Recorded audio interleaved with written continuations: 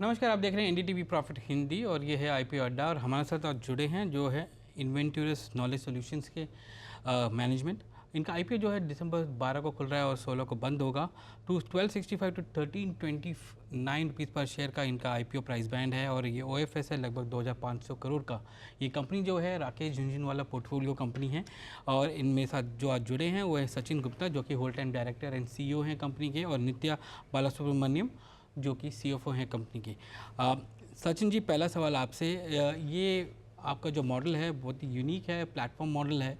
इस platform model को ज़रा एक्सप्लेन कीजिए हमारे दर्शकों के लिए और निवेशकों के लिए। पहले बहुत बहुत नमस्कार एंड थैंक यू फॉर हमारे को यहाँ पे इनवाइट करने के लिए बहुत बहुत शुक्रिया। सो ये पूरा जो बिज़नेस मॉडल है एक्चुअली यूएस हेल्थ केयर की इनएफिशिएंसी और स्केल के ऊपर बेस्ड है। जैसे कि आपने सुना हो कि यूएस हेल्थ केयर एक $4.8 ट्रिलियन इंडस्ट्री है। अपन बात करते हैं हिंदुस्तान की $3.5 ट्रिलियन, ग्रोइंग एट 6 to 7%। ये US health care industry $4.8 trillion है, growing at 7 to 8% with no cyclicality. And US health care में बहुत इनएफिशिएंसीज है जिनकी वजह से एक उनका कॉस्ट बहुत तेज़ी से बढ़ता जा रहा है।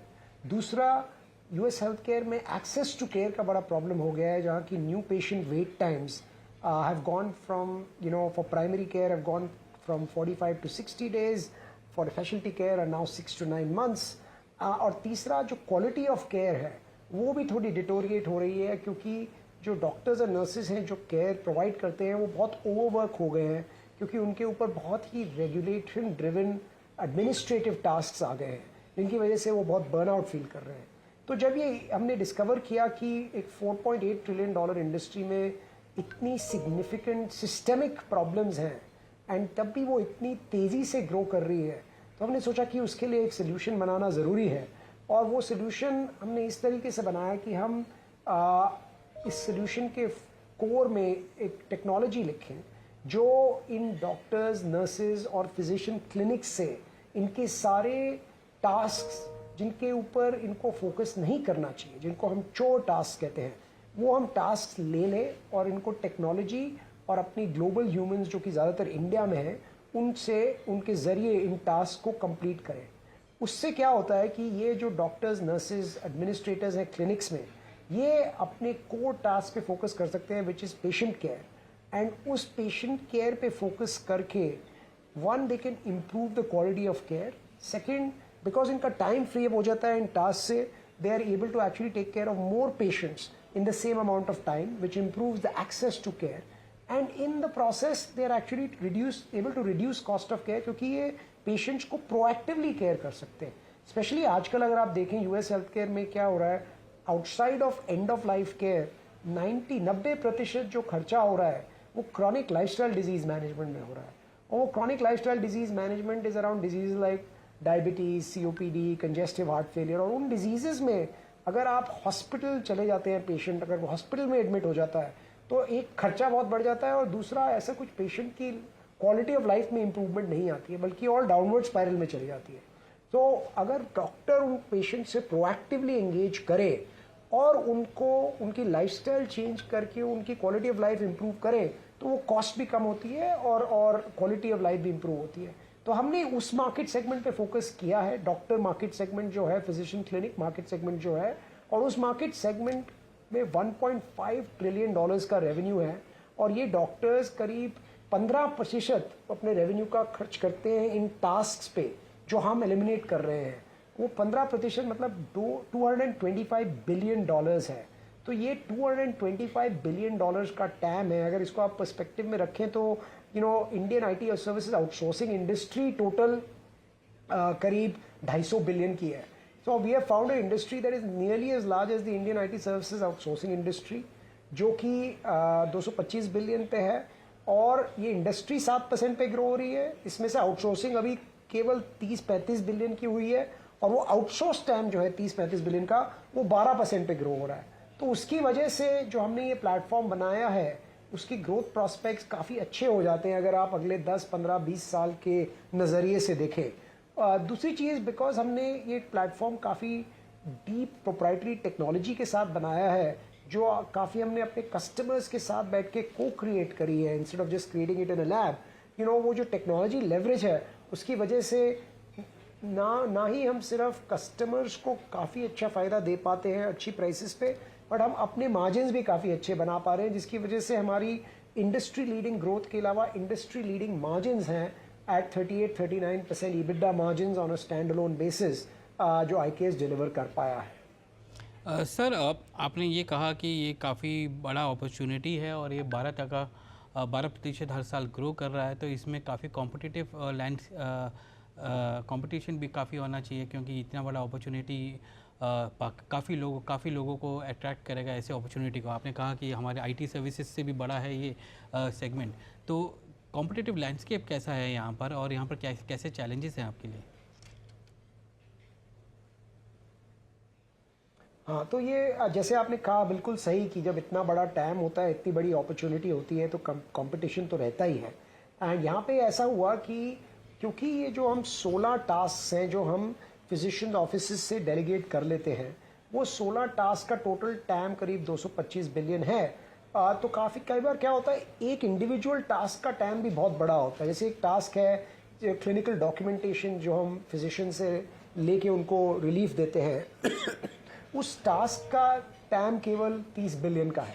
तो क्या होता है, जब इतने बड़े इंडिविजुअल टास्क के टैम्स होते हैं तो कई कंपनीज खड़ी हो जाती हैं जो केवल एक टास्क या 2 या 3 टास्क पे फोकस करती हैं। तो ज़्यादातर जो कंपेटिटिव लैंडस्केप है अभी उसी तरह से बना हुआ है कि ये बहुत सारी पॉइंट सोल्यूशन कंपनीज हैं जो 1, 2, 3, 4 टास्क कर रही हैं। एंड हमें दिख रहा है कि प्रोवाइडर्स जो हैं जैसे कि वो मैच्योर होते जा रहे हैं, बाइंग बिहेवियर मैच्योर हो रही है, वो प्लेटफॉर्म बाइंग बिहेवियर की तरफ जा रहे हैं। उनको लग रहा है कि हम ये 10, 12, 13 पॉइंट सोल्यूशन खरीदें, 12, 13 वेंडर्स को मैनेज करें, उनको इंटीग्रेट करें, इससे अच्छा अगर एक रोबस्ट प्लेटफॉर्म हो जो सारे टास्क को एलिमिनेट कर दे हमारे लिए, तो वो बहुत ज़्यादा फायदेमंद रहेगा।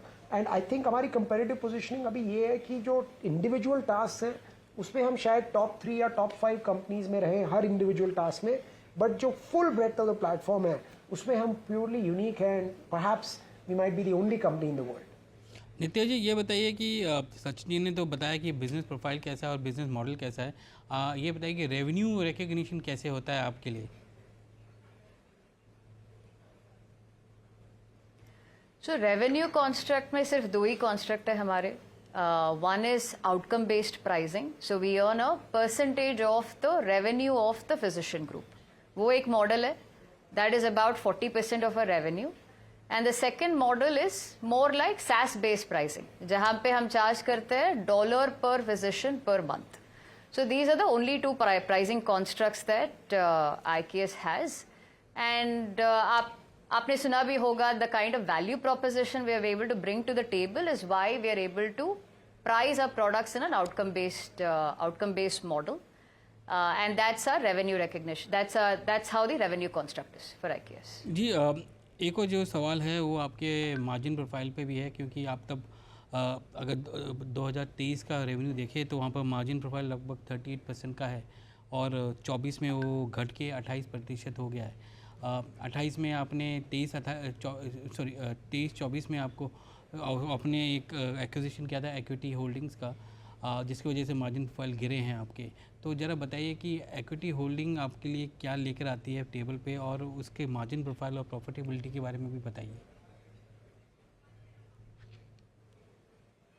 So before margins and profitability, let me talk about हमने acquisition क्यों किया था and why we are very excited about this acquisition. The first one is Acuity brought to us 800 customers. While they had 2 he features थे उनके compared to IKS's 16 features, they had 800 customers that they were already working with. Out of those 800, 500 are large physician groups that we are very, very excited about. And we believe कि growth आएगा जब हम IKS's के features उन 500 customers को cross sell करेंगे. That's a very, very important growth vector for us. The second one is Acuity का existing margin profile कम था. So they did only about 12% EBITDA margins. The reason is, as I said, they had only 2 features और उनका delivery model was more onshore delivery model. Now we do firmly believe that जब we deploy IKS's technology and we globalize the human capital, वो margin growth का vector भी very strong होगा in the future. So if you look at IKS's legacy margins, we were at about 38-39%, equity at that 12%, which is why when you combine वो 12 महीने का pro forma consolidated financials देखेंगे तो you see that the number has come down to 24%.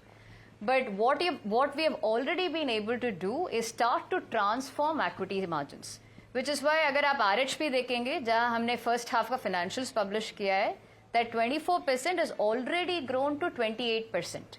That's a significant 400 bips margin expansion जो हमने already अभी P&L में book किया है. So and going forward we believe जब transformation we continue doing the transformation ये number और भी बढ़ता जाएगा.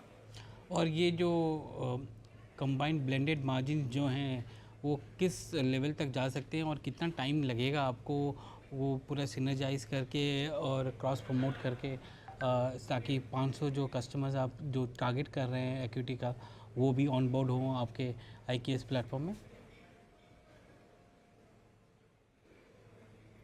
We think steady state में early to mid 30s is what we are comfortable with, and it'll of course take us some time. It'll take us approximately 2 years. और उस वक्त तक क्योंकि ये काफ़ी रेवेन्यू एक्रेटिव भी रहेगा आपके लिए, तो अपॉर्चुनिटी कितनी है इन 500 क्लाइंट्स में से और कितने आसानी से वो मूव कर सकते हैं? बिकॉज हम जो देखते हैं फिजिशियंस के वहाँ पर जो सॉफ्टवेयर होते हैं वो बहुत ही स्टिकी होते हैं, उसको मूव करने में आपको डेटाबेस मूव करना पड़ता है, बहुत कुछ होता है उसके अंदर, तो वो जो स्टिकीनेस है उसको आप कैसे मूव हटाएंगे और वो आप ब्रॉडर प्लेटफॉर्म में कैसे उनको माइग्रेट करेंगे? सो ये ऑब्वियसली जैसे कि आपने कहा कोई एकदम आसान काम नहीं है, बट मैं आपको बता सकता हूँ कि IKS का तो पूरा बिजनेस मॉडल ही इसी पे बना है कि जहाँ हम C-suite में जाके अपनी प्लेटफॉर्म की सेल को एक्टिवेट करते हैं और उस वैल्यू प्रोपोजिशन को मैनिफेस्ट करते हैं over a period of time.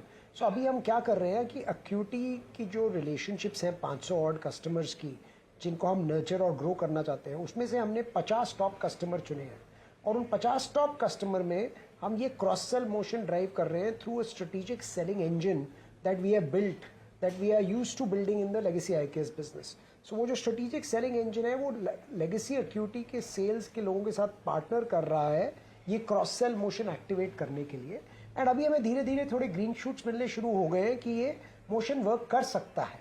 And 50 जो कस्टमर हमने चुने हैं वो ऐसे चुने हैं कि जब ये प्लेटफॉर्म उन 50 कस्टमर में फुली मैनिफेस्ट हो गया, प्रति कस्टमर वो करीब $60 मिलियन अ ईयर का ACV हो सकता है, एनुअल कॉन्ट्रैक्ट वैल्यू. तो हमें लगता है कि वो 50 में से समझो 10-15 भी ये हो गए अगले 5-7-10 साल में, तो बहुत बड़ी ग्रोथ आ सकती है.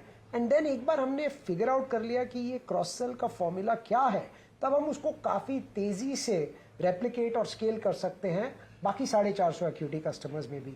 तो ये अभी लर्निंग फेज है जिसमें हमें ग्रीन शूट्स मिल रही हैं, जिसकी बेसिस पे हमें कॉन्फिडेंस आ रहा है कि जो 12% का टैम ग्रो हो रहा है हम उससे भी बहुत ज़्यादा तेज़ी से ग्रो कर पाएंगे अगर हम ठीक से एग्जीक्यूट कर पाए तो. सचिन जी, मेरा आखिरी सवाल आपसे IPO के वैल्यूशन पे है.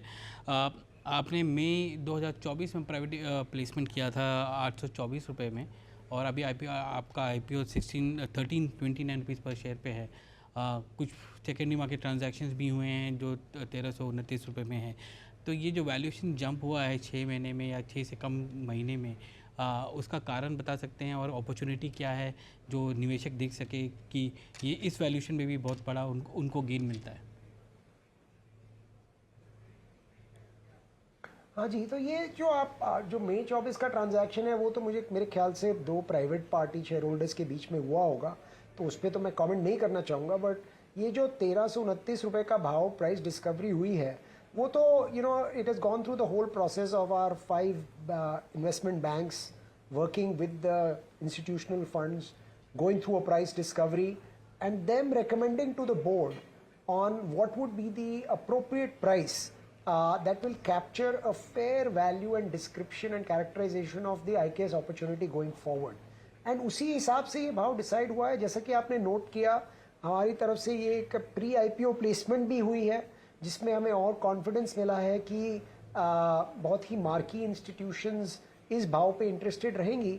एंड जिस तरीके से हम अपनी परफॉर्मेंस को देख रहे हैं हिस्टोरिकली अगर आप हमारी परफॉर्मेंस देखें स्टैंड अलोन बेसिस पे भी मिड-20s में टॉप लाइन ग्रोथ है, मिड-30s में बॉटम लाइन ग्रोथ रही है।